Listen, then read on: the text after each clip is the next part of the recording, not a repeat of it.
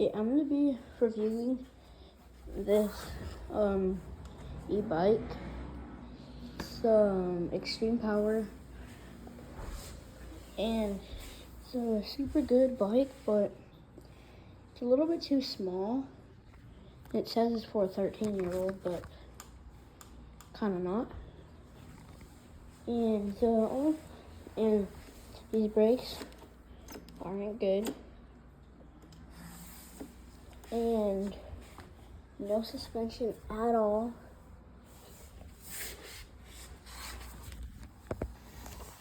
I don't know if you can see that, but no suspension at all. These bars are super easy to put on. And these tires, not the best, but they're good. And what I don't like about it is how these pegs are.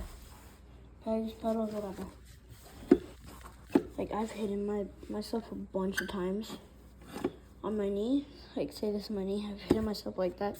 It hurts so much. And you can't really do wheelies with this. I already bent it too. I don't know if you can see, but yeah. And it takes 12 hours for a full battery. And you're on.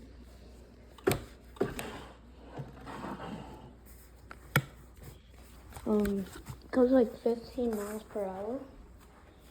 It's like a good bike, but it's like too small, and no suspension at all. I would think that would be better if they did have suspension. And am I like the only one who has one of these? Shut. Like, the seat isn't comfortable. The brakes, pretty good, but not that good. This thing came loose. I gotta tighten that up. It has a really simple frame too. And that's all. So do not get this bike. Unless Extreme Power does like switch it up a little bit.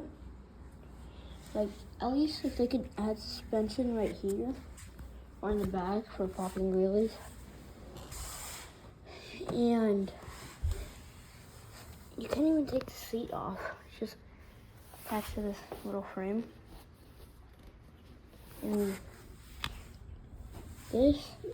that is the charger that it uses. So, and these aren't good. I don't like how they feel. But I ride with gloves on, so I could barely feel it.